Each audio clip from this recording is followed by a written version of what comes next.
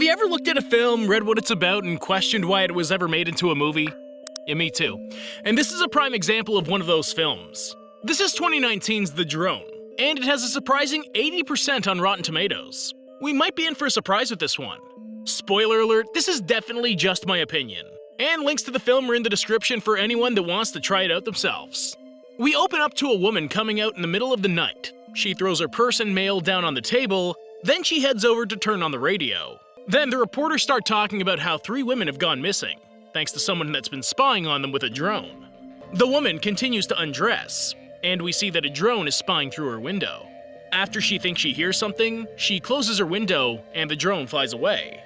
This drone flies what looks to be miles. How do you have range like that on an everyday drone? Soon, the drone comes back to a man who's guiding it back to him in the window of a rundown apartment. Once inside, he takes the footage from the drone and watches it on his computer. While watching the women undress, he says that she'll do just fine, but he's looking for someone in particular. Just then, a bang comes from the door, and we see that a SWAT team is ready to breach his apartment. The man grabs his drone and turns to a girl that he has tied up on a pole in the corner. When the SWAT team enters, they find that the man is gone, and he slit the throat of the woman before hiding. Eventually, one of the officers comes to the violator's hiding spot, and he slits the officer's throat before running up to the roof of the complex. As he screams that he isn't done yet, he begins to chant binary code. If we didn't already know that this was a horror comedy about a possessed drone, I'd say that this is definitely the end of you, buddy. But we know better than that. Later, we see more emergency services have arrived, and one of them brings down the drone to the detective. The detective takes the drone with him, and he calls his daughter to tell her that they killed the violator. I'm sorry, he's just having a casual conversation with this little girl about how they killed the pervert that rapes and murders like he's talking to a long-lost buddy. Who's just talking to their child about stuff like that? It's not even like it's a teenager that understands that kind of humor. I'd be mad if I was the violator too. After the car crashes, we see that the detective dies in the crash. And we cut to Chris, who's just moved into a new house with his wife, Rachel. After a little bit of banter, the two of them head inside with their dog, and Chris is impressed with the fact that he can control the house through an electronic system. Meanwhile, Rachel gets a nice little jump scare from the neighbor, Corinne. When Chris opens the door to introduce himself, Corinne just lets herself in and starts going through their stuff. Once she finds out that they haven't even been married for a year, she laughs because she thinks they barely know each other. It turns out that her ex ended up being a nightmare, and Rachel says hers was too. We find out that it was so bad that she had to get a restraining order placed against him. After that introduction, Corinne lets herself out, and it's clear that she has a thing for Chris. That was one of the most awkward neighbor encounters ever. I feel like someone would have made it very clear that they'll not be hanging out anytime soon. You don't just come into my house and touch my things. Props to Rachel for keeping her cool through all of that. She knows that she's got Chris all to herself, she's not worried.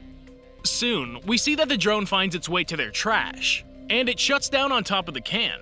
When Chris takes the dog out, he notices the drone in the trash. Back inside, Rachel starts setting up the studio, and Chris comes in to show her the drone he found. Later, Chris goes out and gets a remote for the drone, and he takes it for a test drive when he gets home. After spying on the neighbor, the two of them head inside to get freaky that night. But little do they know that the drone is watching them. The next morning, Rachel takes a shower, but when she comes out, the drone's flying around watching her. When she goes to question Chris about it, he swears that he hasn't even touched it that morning. It even messes up her draft that she works hard to finish in her studio.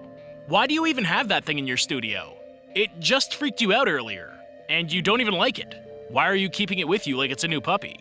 Rachel calls Chris to make sure he isn't playing a joke on her. But he's miles away at work.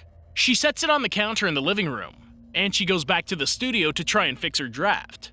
Little does she realize that the killer drone is flying around, spying on her. I can't believe I'm talking about a killer drone and this isn't a war movie. Soon, the pervert drone goes to take pictures of the sexy neighbor. When Chris comes home that night, he sees that the drone is sitting outside waiting on him. When he goes inside, the alarm goes off, and the drone sees the passcode as he enters it. Chris goes to kiss Rachel, but she swears that the drone is recording them, so he puts it out of the room. Now that it's time for some freaky quality time, the drone turns itself on and heads to the mirror to look at itself. When the dog comes in to bark at it, Chris goes to see why he's barking, and we see that the drone is back on the shelf. The barking gets on Chris's nerves so much that he sets up a stake for the dog outside. While he's outside, he hears Corinne is swimming next door, and he peeks over the fence to look at her. Little does he know that Rachel is watching him from the window. Before Chris leaves to go to work, she mentions that they should invite Corinne over for dinner, and she heads back into the studio. While working, she gets a flashback of a car crash that happened because a kid was playing with a remote control car in the road. I'm sorry, are you telling me that there's lore in this movie? A deep backstory for our character? I was not expecting that much depth in any bit of this film. The drone causes a commotion to get Rachel out of the studio. Then it pairs with the computer and uploads all of its videos and pictures into a folder for Rachel to find when she gets back. She finds pictures of Corinne in the folder, and she's none too happy. That night, the three of them have dinner, and Rachel tries to coyly bring up the idea that Chris might know about the folder on the computer. It turns out that Rachel is the one that was running the toy car on the road, and the driver of the car ended up plowing into a tree and died. After Rachel finds out that he told Corinne her past, she blames him for the folder that she found on the computer, and Chris tells Corinne that she should go. You can come and shoot me anytime. Are there neighbors like this out there? I always seem to get the neighbors that never talk to you or watch you from their house whenever they can. What a time we live in. The next morning, Rachel finds that the dog ended up hanging itself over the neighbor's fence. Rachel blames Chris for putting the dog outside, but she knows that the drone had something to do with it. Soon, she realizes that the drone is controlling the TV and trying to speak to her. After this, she begins to think that Chris didn't even take the video or photos. Soon, the alarm goes off for the front door, and Chris goes to investigate.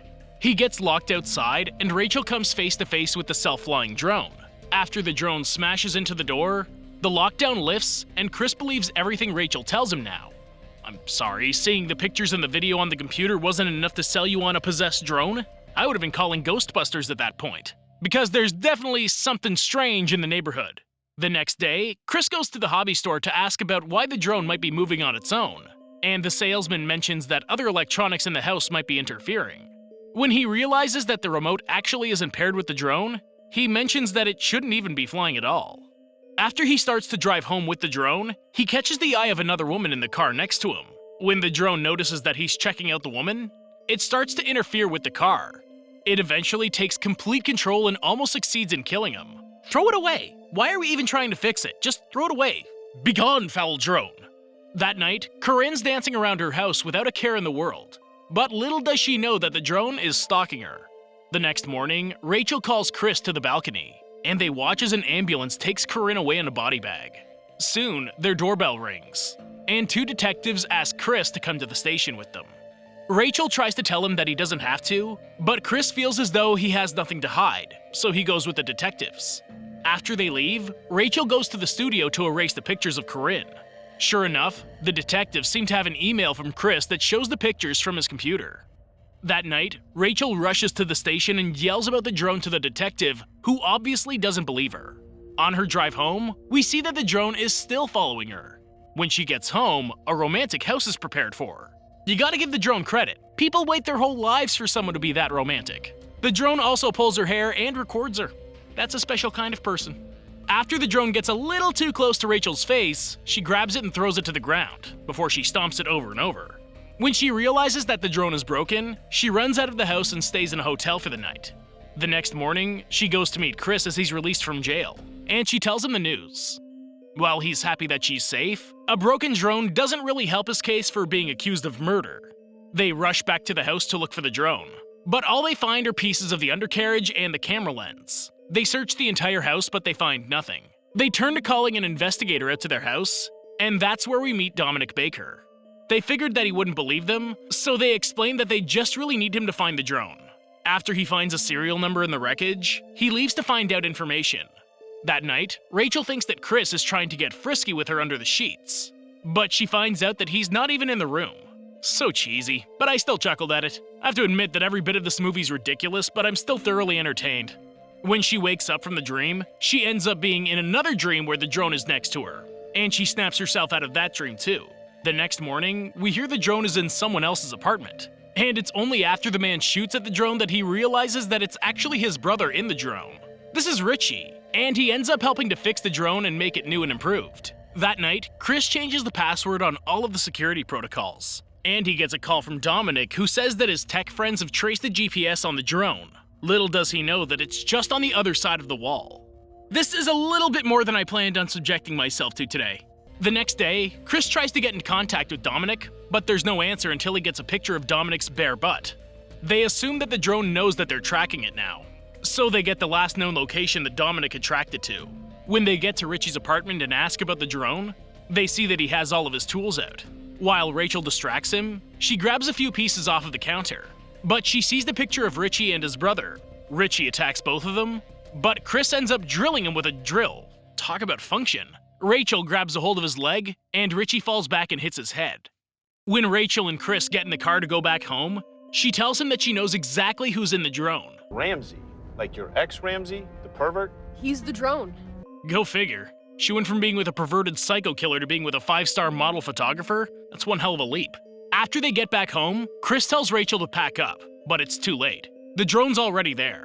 Soon, the cops show up at the door, and someone lets them through the door. When they mention that they have a warrant for Chris's arrest, Rachel warns them that he's in there, and the drone swoops in and decapitates the police. As Chris mentions making a run for it, the drone puts the house on lockdown, and Rachel tries to address her ex. Next, the drone sheds its own skin, and we see the new upgrades that he's gotten.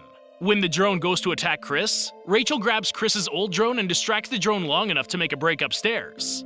This entire finale is something I never thought I'd watch in my life. In an epic conclusion, Rachel grabs paint thinner, sprays the drone, and Chris sets it on fire as he says a quirky one-liner. This movie's so ludicrous that it might actually be a little bit good? Maybe? But wait, there's more. As Rachel goes to call the police, Chris investigates the pieces that are left, and somehow a spark sends the soul of Rachel's ex from the drone into Chris. Chris goes to be with Rachel, and she's immediately thrown off by his passion. It doesn't take her long to realize that it's really Ramsey inside of Chris. He attacks her as she goes to run, but she's got a trick up her sleeve. What is going on? We are so far off the reservation that this movie's barely anything like how it started. She ends up shoving Chris out the window, and he's impaled by the stake he used for the dog. As she gets a last glimpse of Chris, she breaks down, and the credits roll. Okay, I'm gonna be short and sweet in this conclusion. Just watch it for yourself. Do not take it seriously, though. This movie's strictly for entertainment purposes, and it surprisingly was. Thank you for watching, and I hope you enjoyed the video. Don't forget to like and subscribe for more like this one. Comment what you think I should watch next, and I'll see you in the next video.